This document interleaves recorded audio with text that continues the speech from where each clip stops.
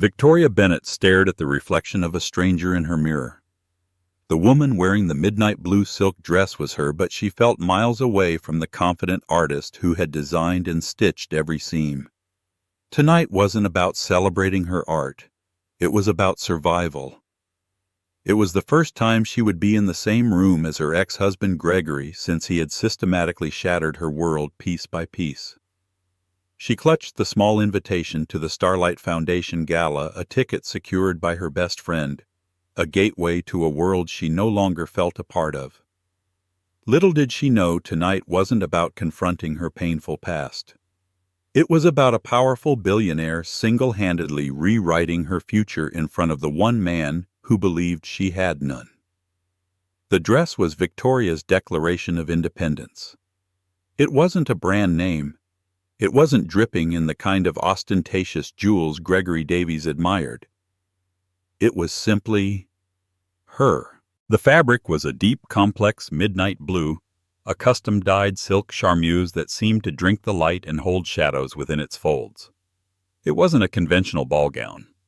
The silhouette was asymmetrical, with one long flowing sleeve and one bare shoulder, a subtle nod to the imbalance she'd felt for years.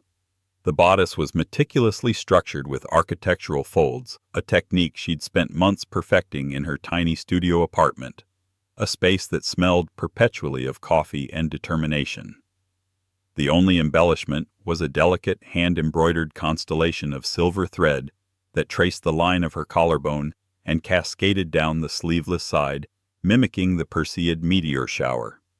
To anyone else, it was just a dress.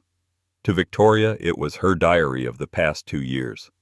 The midnight blue represented the darkness she had navigated after the divorce.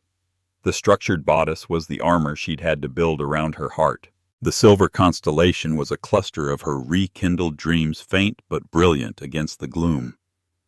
"You're going to be a knockout," Jessica Chen said, her voice warm and reassuring from the doorway of Victoria's bedroom. Jessica, with her sharp bob and even sharper wit, had been the architect of this entire evening. She worked in public relations for the Starlight Foundation and had insisted that Victoria take her +1. "I feel more like I'm walking into the lion's den wearing a meat suit," Victoria muttered, adjusting a fold near her hip. "He's going to be there, Jess. You know he is. This is his favorite type of event, a place to network, to be seen, to show off. To show off his new accessory."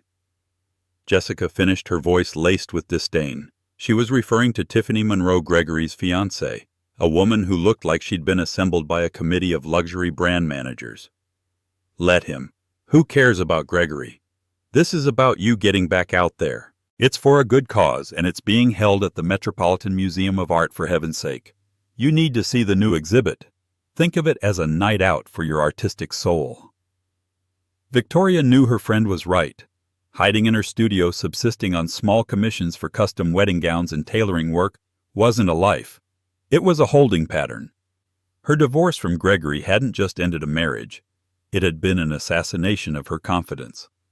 Gregory, a man who worshipped at the altar of prestige and public opinion, had always belittled her passion. A fashion designer, Tory darling. It's a cute hobby, he'd say with a condescending chuckle. But let's be realistic.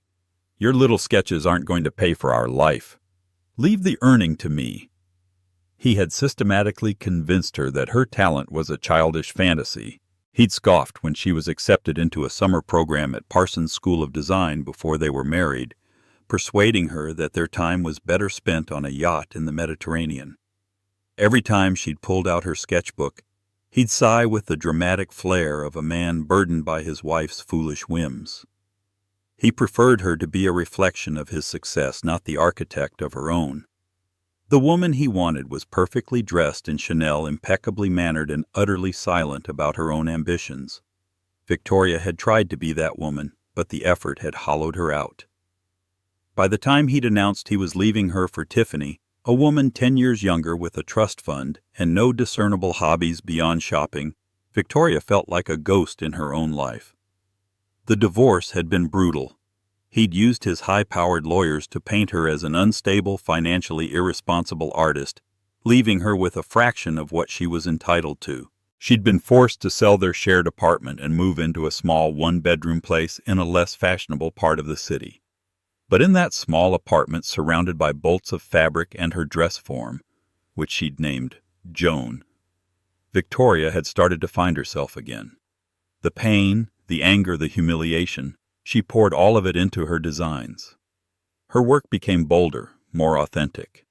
The dress she wore tonight was the culmination of that painful rebirth. "Okay," Victoria said, taking a deep breath and turning away from the mirror. "Okay, I'll go. But if he says one word to me, I'm turning his $5,000 suit into a Jackson Pollock painting with a glass of Cabernet." Jessica grinned. "That's my girl. Now let's go. The lions are waiting." The Metropolitan Museum of Art was transformed. The great hall, usually a cavern of echoing footsteps and tourist murmurs, was now a glittering sea of couture gowns and tailored tuxedos. A string quartet played softly from a balcony, the music a delicate counterpoint to the hum of 1,000 conversations. Crystal glasses clinked, champagne flowed, and diamonds flashed under the dramatic lighting, catching the high vaulted ceilings and ancient stonework. Victoria felt a familiar knot of anxiety tighten in her stomach.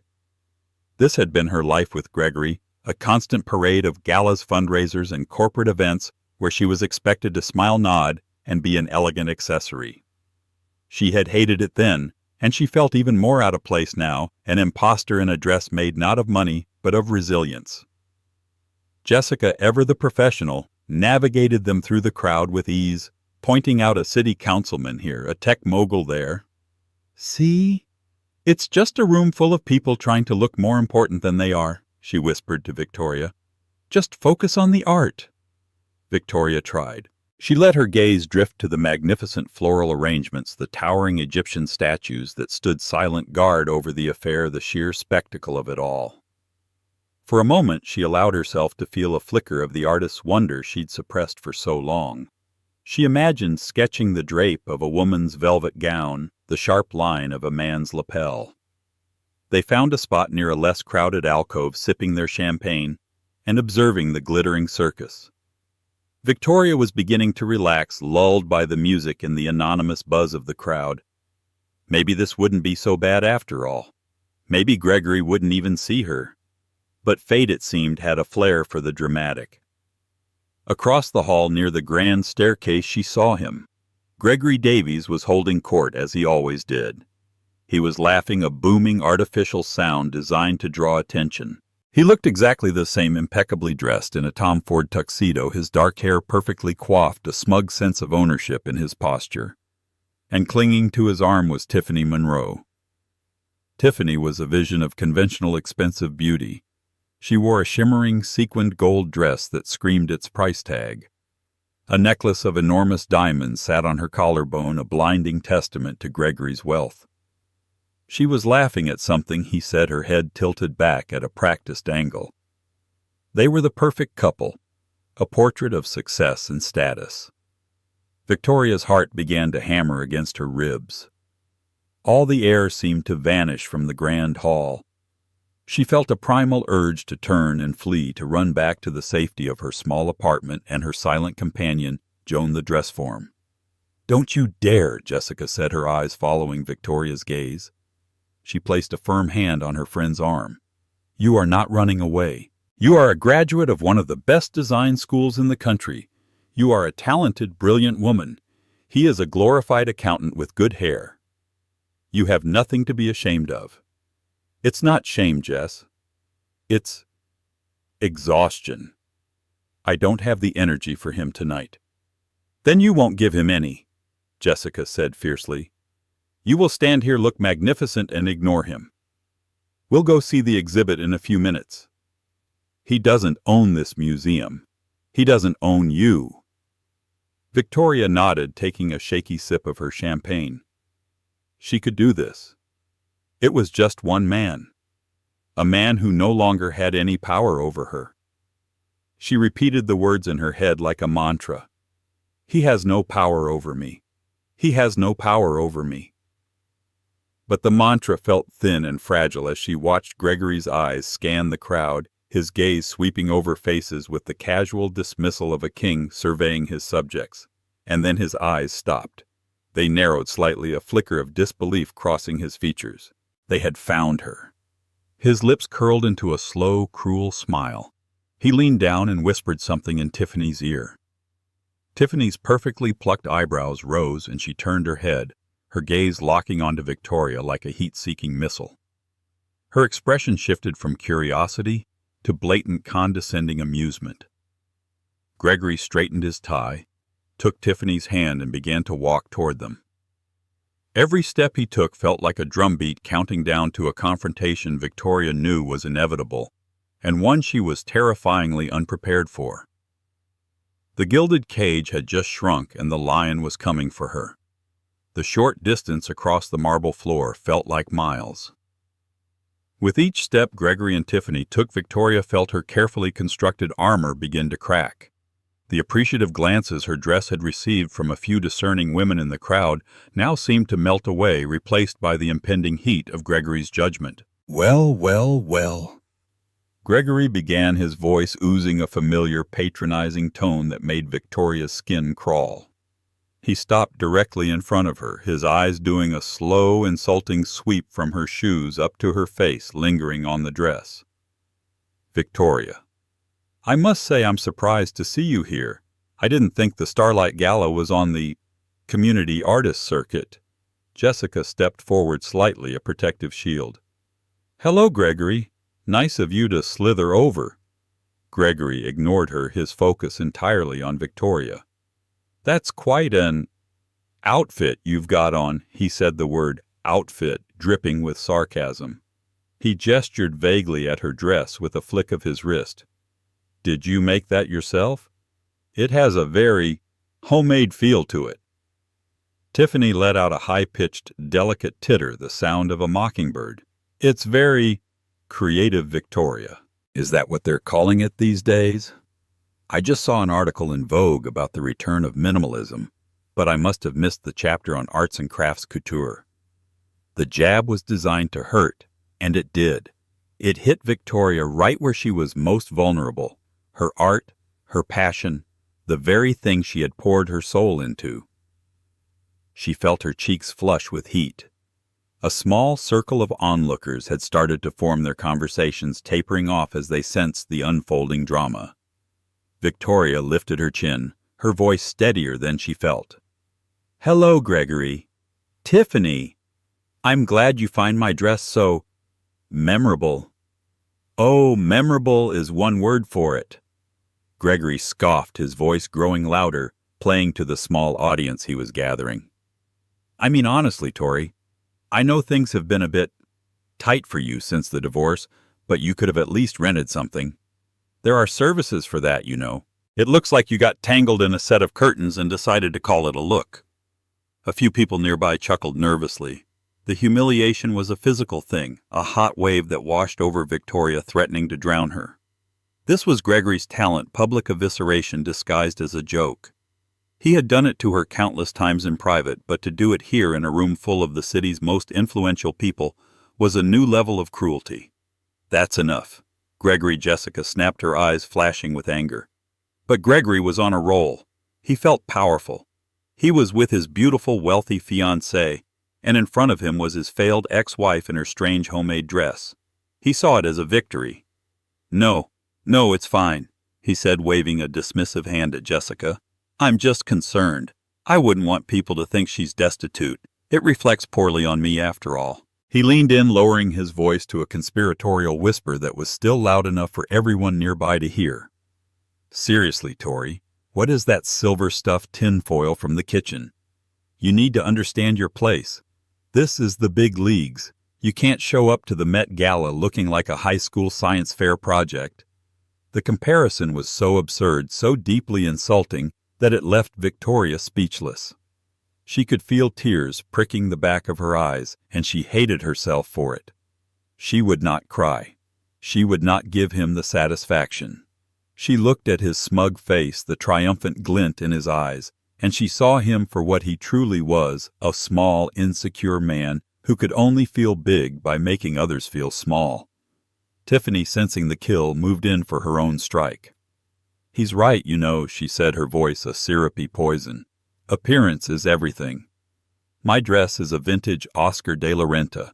It sends a message." "What message does that?" she gestured disdainfully at Victoria's dress send, "other than 'I'm available for children's birthday parties'?" The small crowd's titters grew into open derisive laughter. Victoria felt utterly alone, a specimen under a microscope being dissected by bullies. She opened her mouth to say something, anything, but the words wouldn't come. Her throat was tight with unshed tears and a rage that had nowhere to go. She was trapped, humiliated, and utterly exposed. This was exactly what Gregory had wanted. He hadn't just come over to say hello. He had come over to publicly destroy her. Just as Victoria felt the last of her composure about to shatter, a sudden and peculiar shift occurred in the room's atmosphere. It wasn't a loud noise or a grand announcement, but a subtle change in pressure, like the calm before a storm. The ambient chatter, the clinking of glasses, the soft strains of the string quartet. It all seemed to dim, creating a pocket of near silence that expanded outward. Heads began to turn not toward the drama Gregory had created, but toward the grand entrance of the hall. A palpable wave of deference and curiosity rippled through the crowd.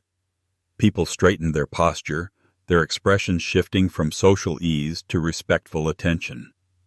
Through a path that seemed to magically clear before him, a man walked into the room. He wasn't particularly loud or ostentatious, but he possessed an aura of quiet, indisputable authority that commanded the space without a single word. He was older, perhaps in his late 50s, with sharp, intelligent eyes, a mane of distinguished silver-gray hair, and a face that looked as though it had been carved from granite. He wore a simple, exquisitely tailored black tuxedo that made every other suit in the room look like a cheap rental. This was Nathaniel Preston. The name was spoken in hushed, reverent whispers that reached Victoria's small, humiliated circle. Nathaniel Preston was a legend, a recluse who rarely attended public events. His empire spanned technology, real estate, and philanthropy, but his true passion was art and design. He was a modern-day Medici, a patron whose support could launch a career into the stratosphere overnight. He was the primary benefactor of the Starlight Foundation, and the silent, powerful host of this very gala. His presence was so rare that it was tantamount to a royal visit. Gregory's sneering face froze. His eyes widened, and he immediately abandoned his attack on Victoria. Like a flower turning to the sun, his entire being reoriented itself toward the approaching billionaire. He straightened his already straight tie and plastered a sycophantic smile on his face. "Mr. Preston," he breathed almost to himself. "He's actually here." Tiffany, too, was mesmerized, her earlier cattiness replaced by a star-struck awe. She subtly adjusted the drape of her dress, hoping to be noticed. This was the pinnacle of the world they so desperately wanted to conquer. An introduction to Nathaniel Preston was worth more than any business deal or social coup. Mr. Preston moved with a calm, deliberate grace. He nodded politely to a few select individuals, a senator, a museum director, but his eyes were scanning the room, moving past the sea of glittering gowns and fawning faces. He seemed to be looking for something or someone specific. Victoria, still reeling from the public humiliation, barely registered the billionaire's arrival. Her world had shrunk to the burning shame in her cheeks and the mocking laughter still echoing in her ears. She was focused on just one thing, not breaking down. Not here. Not in front of him. Gregory saw his opportunity as Mr. Preston's path brought him closer to their group. Gregory puffed out his chest and took a half-step forward, preparing to intercept him. He was already rehearsing his introduction in his head, a smooth, confident line that would impress the titan of industry. "Mr. Preston, a pleasure," he would say. "Gregory Davies of Davies Financial." But Nathaniel Preston's sharp, discerning gaze didn't even flicker in Gregory's direction. It swept right past him, past the shimmering gold of Tiffany's dress, and settled with an arresting stillness directly on Victoria. He stopped. For a long moment he simply looked at her, his expression unreadable but intense. It wasn't a lecherous stare, nor was it one of pity. It was a look of profound analytical appreciation. His eyes weren't on her face, but on her dress. He studied the asymmetrical neckline, the architectural folds of the bodice, and the delicate silver embroidery that shimmered like a captured galaxy against the midnight blue silk. The silence grew. The onlookers held their breath. Gregory's prepared smile faltered, confusion clouding his features. Why was the most powerful man in New York staring at his insignificant ex-wife, Nathaniel Preston, took 2 more steps, closing the distance until he stood directly before Victoria. He completely ignored Gregory and Tiffany as if they were nothing more than decorative statues. The storm had arrived, but its center was a profound and unnerving quiet, and Victoria was standing right in the middle of it. Nathaniel Preston's voice, when he finally spoke, was a low, resonant baritone that cut through the silence with effortless authority. It was directed solely at Victoria. "Forgive the intrusion," he said, his gaze still fixed on the craftsmanship of her dress. "But I have to ask about this piece. The construction is remarkable." Victoria was so stunned she could barely process the words. The most powerful man in the room, a man her ex-husband practically worshipped from afar, was speaking to her, not just speaking, but asking about her dress. Thank you," she stammered, her voice barely a whisper. Mr. Preston's eyes lifted to meet hers. They were a piercing shade of blue, and they held no judgment, only genuine intellectual curiosity. The bodice work, he continued, gesturing slightly with his hand. "Those are Marioni folds, aren't they? It's a notoriously difficult technique. I haven't seen it executed this flawlessly since I saw a private collection of vintage Yamamoto. And the choice to pair that structural severity with the organic cascade of the embroidery, it's a brilliant contradiction."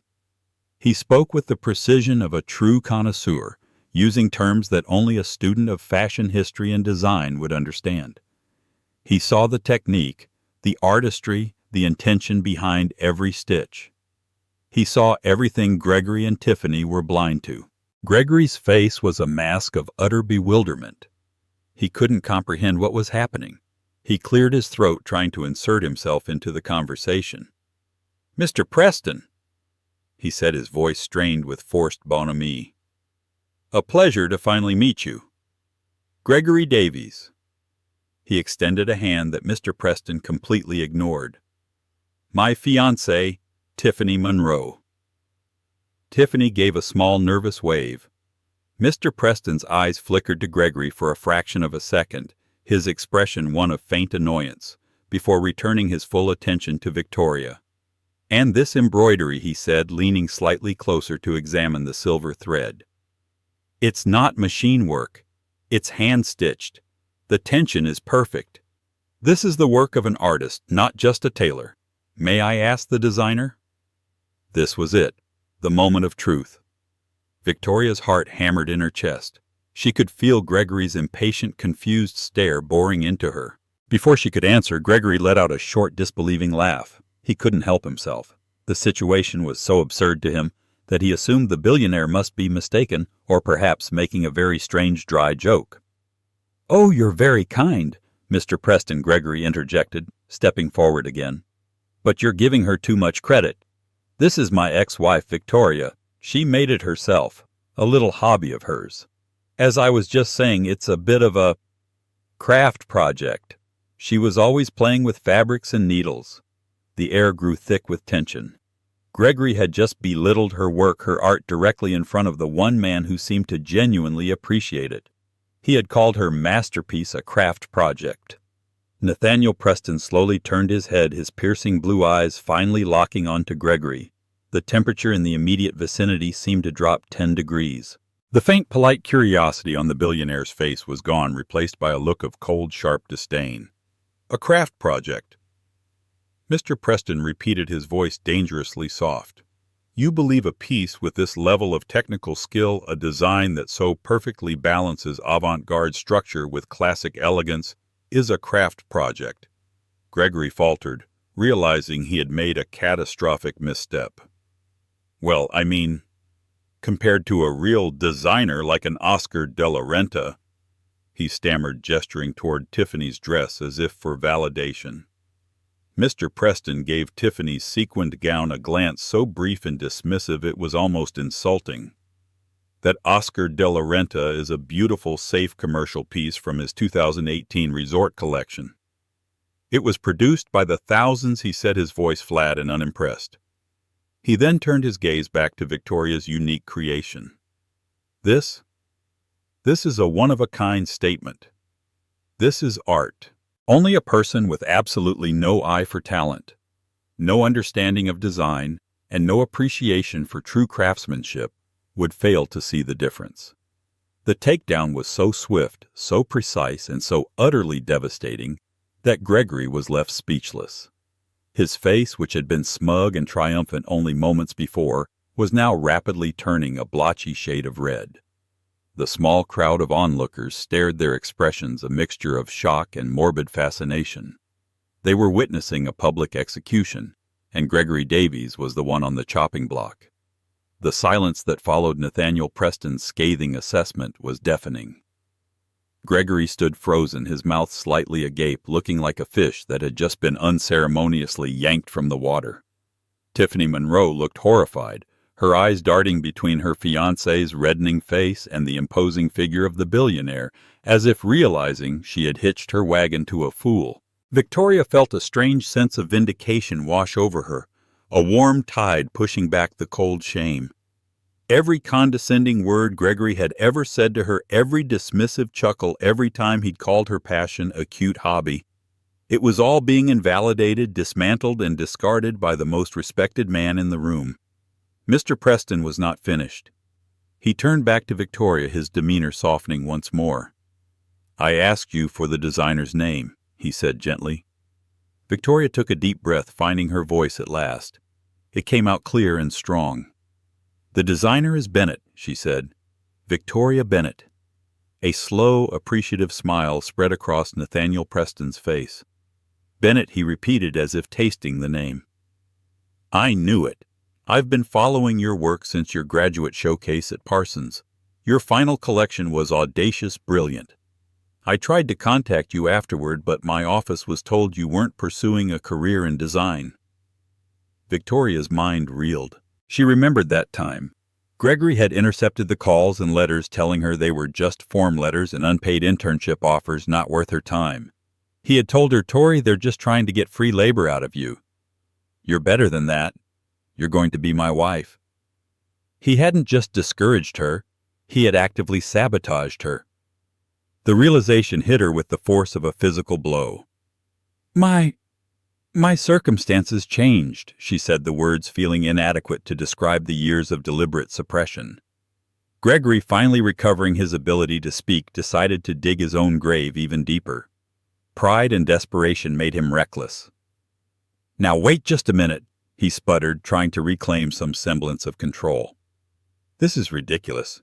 You can't be serious, Mr. Preston. My ex-wife. A designer. She stitches clothes in her tiny apartment. She's a nobody. You're making a mistake." Nathaniel Preston fixed him with a look of profound pity, the kind one might give to a particularly slow and confused child. "Mr. Davies," he said, his voice dropping to a level of icy calm that was more terrifying than any shout. "The only mistake here was yours. Not just tonight, but for years apparently. You had a diamond in your possession, and you threw it away because you were too blind to see its value, too ignorant to even recognize what it was." He paused, letting the words hang in the air, each one a nail in Gregory's social coffin. Then he delivered the final decisive blow. "For the past 6 months I have been conducting a private international search for a visionary designer to helm a new venture of mine. A modern couture house that will blend classic artistry with disruptive forward-thinking design. I've considered dozens of celebrated names from Paris, Milan, and London." He turned his full attention back to Victoria, his smile returning warm and genuine this time. "But the person I wanted, the one whose portfolio showed more raw talent and unique vision than all the others combined, was an elusive designer named Bennett. I am launching Preston Couture next fall, and I came here tonight hoping to find you Ms. Bennett, and to ask you in front of this illuminating company if you would do me the honor of becoming its first creative director and head designer." The entire room seemed to gasp as one. It wasn't just an offer. It was a coronation. Head designer of Preston Couture. It was a position that would instantly make her one of the most talked about names in fashion. It was a dream she had not even dared to dream for herself. Tears no longer of humiliation but of overwhelming, shocking joy welled in Victoria's eyes. She looked from the sincerity in Nathaniel Preston's face to the utter catastrophic ruin on Gregory's. He looked like he had been struck by lightning. His face was pale, his eyes wide with the horror of his monumental miscalculation. He hadn't just insulted his ex-wife's dress. He had insulted the business partner of Nathaniel Preston. He hadn't just mocked her. He had mocked the future of fashion. The aftermath of Nathaniel Preston's announcement was as swift as it was brutal. The scene became a masterclass in social physics. Gregory and Tiffany, who had been the center of a small, admiring circle, suddenly found themselves standing in a vacuum. The onlookers who had been enjoying the drama now looked at Gregory not with amusement, but with a mixture of pity and contempt. They began to turn away, whispering amongst themselves, creating distance as if his failure were a communicable disease. "Mr. Preston, I had no idea," Gregory stammered, his voice cracking. He looked desperately at Victoria, a pleading, horrified expression on his face. Victoria, congratulations. This is wonderful." The attempt at salvaging the situation was pathetic, and everyone knew it. Victoria simply looked at him, the tears shimmering in her eyes but not falling. For the first time she didn't see the man who had broken her heart, the man who held power over her. She saw a weak, pathetic bully who had just been exposed on the grandest stage imaginable. She offered him nothing, no anger, no pity, not even a word. Her silence was more damning than any insult she could have hurled. Nathaniel Preston, acting as if Gregory no longer existed, gently offered Victoria his arm. "There are some people I'd like you to meet. Ms. Bennett. The editor-in-chief of American Vogue is over by the sarcophagus, and the lead curator for the Costume Institute is dying to discuss your technique." As he led Victoria away, the crowd parted for them like the Red Sea. Whispers followed them, but they were no longer about Victoria's strange dress. They were about her genius, her incredible story, the meteoric rise they were all witnessing in real time. She was introduced to fashion editors, photographers, and critics, all of whom looked at her with newfound respect and intense interest. Her dress was no longer an outfit. It was the Bennett piece, a topic of fervent discussion. Left behind in their wake, Gregory and Tiffany were social lepers. Tiffany, her face a mask of cold fury, finally turned on him. "You absolute, unmitigated idiot," she hissed, her voice low and venomous so only he could hear. "You just humiliated me.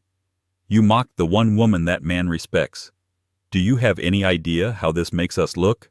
Tiff, I didn't know. How could I have known?" He pleaded, his voice thin and reedy. "That's the point, Gregory. You don't know. You don't have taste or vision. You just follow what you think is expensive. You can't see value unless it has a price tag attached. You are a shallow, superficial fool, and you just tanked both of our reputations in one night." Without another word, she turned on her heel and stalked away, her sequined dress shimmering as she abandoned him in the middle of the room. Gregory stood alone, the weight of 1,000 judgmental eyes on him. He saw a former business associate across the room shake his head with a grimace. He saw another turn his back completely. His phone buzzed in his pocket. A text from his biggest client, who was also at the gala. "We need to talk. First thing tomorrow." The world he had so meticulously built, a world based on perception, reputation, and being seen with the right people, had just crumbled to dust around him. And the architect of his destruction was the woman he had discarded as a worthless hobbyist. The karmic justice was so complete, so poetic, that it was almost beautiful. He had laughed at her outfit, and in doing so had become the laughingstock of the city. Leaving the gala felt like stepping out of a long, suffocating dream and into the crisp, clarifying air of a New York City night. The city lights glittered around Victoria, no longer seeming like the intimidating eyes of a judgmental society, but like a million scattered diamonds full of promise. Nathaniel Preston had insisted his personal car take her home, a quiet, luxurious sedan that glided through the streets, cocooning them from the noise of the world they had just left behind. "I hope tonight wasn't too overwhelming," Mr. Preston said from the seat beside her, his voice imbued with a gentle paternal kindness. "It was a lot," Victoria admitted, a small, genuine smile finally reaching her lips as the adrenaline began to subside. "But not in the way I expected. Thank you. For what you did, and more importantly, for what you saw in my work." "I only spoke the truth," he replied, his gaze fixed on the passing cityscape. "Talent should be recognized. It should be nurtured, not ridiculed. I am only sorry that it took this long for you to receive the platform you deserve." He paused, a flicker of old sadness crossing his features. "My late wife Eleanor was a painter, a brilliant one. Her canvases were filled with so much life, so much raw emotion. But her style was unconventional for the time. The critics and gallery owners, they were dismissive. They called her work unrefined, too emotional, a lady's hobby. They broke her spirit long before she fell ill." He turned to look at Victoria, his blue eyes sharp with the memory. "When I heard your ex-husband use those same kinds of words tonight, hobby, craft project, it was like hearing an echo of every small-minded man who ever looked at Eleanor's genius and saw nothing.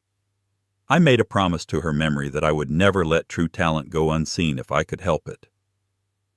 Your work, Miss Bennett, has the same unapologetic fire her paintings had. I will not let it be extinguished." The raw honesty of his story forged an immediate, powerful bond between them. This wasn't just business for him. It was a mission. The conversation shifted from the drama of the evening to the exciting future. They spoke of studio space, of trips to source fabrics from heritage mills in Italy, of the artistic statement they would make with Preston Couture's debut. For every dream Victoria had cautiously held in her heart, Nathaniel Preston had a practical, well-funded plan to make it a reality. By the time the car pulled up to her modest apartment building, she wasn't just Victoria Bennett, the vindicated artist. She was Victoria Bennett, creative director of a future she was now ready to design. The following weeks were a dizzying, joyous blur. True to his word, Nathaniel secured a stunning loft in Soho for her, a vast space with soaring ceilings and colossal windows that flooded the rooms with natural light. The first time Victoria walked into the empty studio, the echo of her footsteps on the polished wood floors sounded like a drumbeat heralding a new era. She remembered her cramped one-bedroom apartment where she had to move her dining table just to unroll a bolt of fabric. Here she had an entire room just for cutting. She laid her hands on a vast empty table and wept, not with sadness but with the overwhelming relief of being given space to grow. Her first official act was to call Jessica. They met for coffee and Victoria slid a business card across the table. It read, "Jessica Chen, Director of Communications, Preston Couture." Jessica stared at it, her eyes widening before she burst into laughter and tears, simultaneously hugging Victoria across the small table. "From +1 at the Lion's Den to this," Jessica cried. "It's the best comeback story I've ever heard." While Victoria lost herself in a torrent of creative energy, sketching designs that were bolder and more innovative than anything she had ever attempted, Jessica kept an eye on the fallout from the gala. One afternoon, she forwarded Victoria an article from a popular society gossip column titled, "The Gala Ghoul: How Gregory Davies Talked Himself Out of a Fortune." It detailed with scathing wit how his biggest client had publicly pulled their entire portfolio the very next day, citing a catastrophic lack of foresight and judgment. The article went on to describe Tiffany Monroe's spectacularly cold statement calling off the engagement, in which she noted her desire for a partner whose vision extends beyond the price tag. Gregory's name had become a punchline, a cautionary tale whispered at cocktail parties about the high cost of arrogance.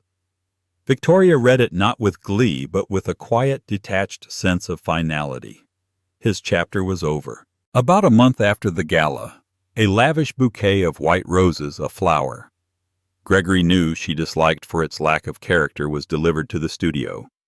The card inside was written in his familiar arrogant script. "I am so sorry. I was a fool. Can we please talk, G?" Victoria held the card, the sharp corners pressing into her palm. For a fleeting second she remembered the man she had once loved, the glimmers of charm that had first captivated her. Then that memory was instantly eclipsed by the phantom echo of his laughter at the gala cruel public and intended to shatter her.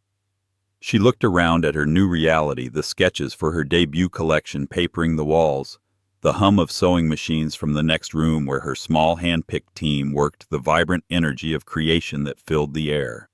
This was her world now, a world built from the very talent he had mocked. The man who sent these flowers was a desperate stranger trying to appeal to a woman who no longer existed. She walked over to the trash can and dropped the entire bouquet inside, card and all. She didn't feel anger or sadness. She felt nothing at all but the freedom of a story that had finally found its end. 6 months later, at a historic gilded theater in Paris, the lights dimmed. A hush fell over the most important audience in the fashion world. The first model for the debut of Preston Couture's inaugural collection stepped onto the runway. The collection was a narrative of Victoria's own journey. It began with dark, restrictive silhouettes, pieces that spoke of confinement and hidden strength. It slowly transitioned into designs that were slashed and deconstructed only to be pieced back together with seams of brilliant silver and gold thread, an homage to the beauty of healing. The final piece of the show was a breathtaking reimagining of the midnight blue dress she had worn to the gala. This version was even more daring. The architectural bodice more pronounced, the asymmetrical sleeve flowing like liquid night. But now the hand-embroidered constellation wasn't just a delicate trace. It was an explosive, brilliant supernova of diamonds and silver beads that cascaded down the entire length of the gown, dazzling under the runway lights. It was not a dress of survival. It was a declaration of magnificent arrival. When Victoria walked out at the end to a thundering, minutes-long standing ovation, the roar of the crowd was a physical force. The flashbulbs of 100 cameras went off, creating a staccato burst of light. She saw Nathaniel in the front row, his eyes shining with a proud paternal smile. Beside him, Jessica was weeping openly with joy. In that blinding, beautiful moment, Victoria knew she hadn't just stitched together pieces of fabric. She had taken the tattered threads of her painful past and woven them into a future more glorious and resilient than she had ever allowed herself to imagine. A year had passed since the explosive night at the Met Gala and the triumphant debut of Preston Couture in Paris.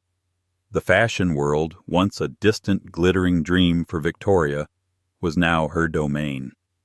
The Bennett blue, the specific shade of midnight silk from her iconic dress, was a registered color, and her name was synonymous with intellectual elegance and fierce originality.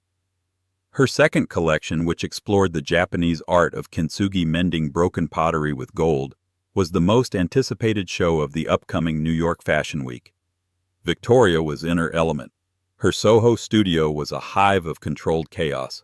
Bolts of hand-painted silk lay draped over tables, and mood boards filled with shattered porcelain and molten gold lined the walls. She moved through the space with an effortless authority that had been forged in the crucible of her past and honed by a year of relentless work and creative freedom.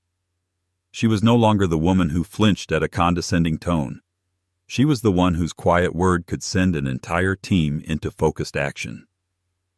One crisp autumn afternoon, as she was meticulously pinning a sleeve on a new design, her assistant, a bright young Parsons graduate named Amelia, approached her cautiously. "Victoria," she began, her voice hesitant. "There's someone here to see you. He doesn't have an appointment." Victoria didn't look up from her work. "Tell him to schedule one with Jessica." "I'm swamped." "I tried," Amelia said, wringing her hands slightly. "He insists it's personal." He said, "His name is Gregory Davies." The pin Victoria was holding stopped midway through the fabric. The name hung in the air, a relic from another lifetime. She hadn't seen or heard from him since she'd thrown his flowers in the trash a year ago. She had heard whispers, of course. That his financial firm had folded, that he had sold his penthouse at a loss, that he had faded from the social scene, becoming a ghost at the galas he once ruled. A cold, calm stillness settled over her. She felt no fear, no anxiety, only a faint, detached curiosity. "All right," she said, her voice even. "Send him into the conference room. I'll be there in 5 minutes." She took her time, deliberately finishing the pinning of the sleeve. She smoothed the fabric, her touch steady. She was not the same woman Gregory had ambushed at the Met. This was her turf.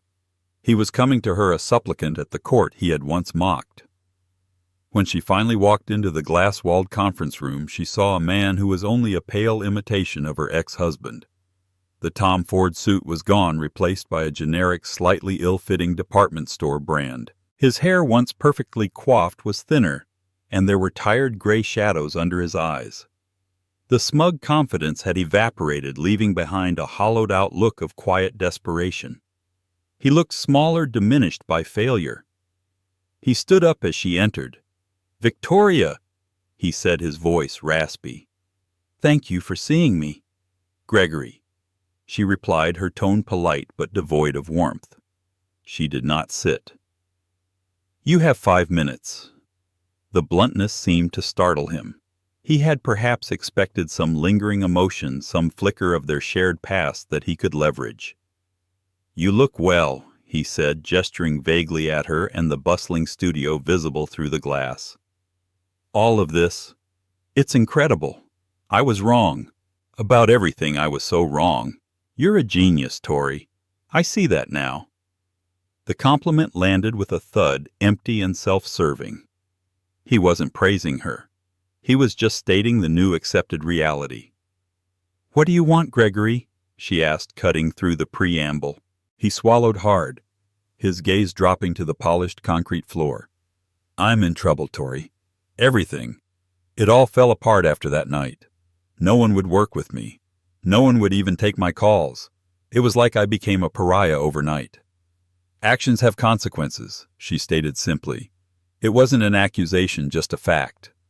I know," that he said, his voice rising with a frantic edge. "And I deserve it. I was an arrogant fool. A blind, arrogant fool. But I'm asking you for the sake of what we once had. I need a life raft, a job, a loan, even just a recommendation. A word from you or Mr. Preston would open doors for me again. Anything." There it was, the final pathetic plea. He had come to the woman whose dreams he'd tried to kill, asking her to resurrect his own. Victoria looked at him, and for the first time she felt a flicker of something. It wasn't pity, but a profound sense of finality. She saw the vast, unbridgeable chasm that now separated them. "The woman whose history you're trying to appeal to doesn't exist anymore, Gregory," she said, her voice soft but unyielding. "You made sure of that. The person you knew was insecure, she was quiet, and she allowed her worth to be defined by you. That person is gone. I am not her." She took a step closer, her gaze unwavering. "You didn't just laugh at my dress that night. You laughed at my soul, at my ambition, at the very core of who I am. And in doing so you severed the last thread that connected us. What we once had was an illusion that you created and I was too afraid to shatter. Now it's shattered for good." She turned toward the door. "I will not help you. Not because I wish you ill, frankly, I don't think about you at all, but because my life's work is about building beautiful things. And you, Gregory, are a ruin. You must learn to rebuild on your own." Without a backward glance, she walked out of the conference room, leaving him standing alone in the glass box, a relic in a museum of a future he had no part in.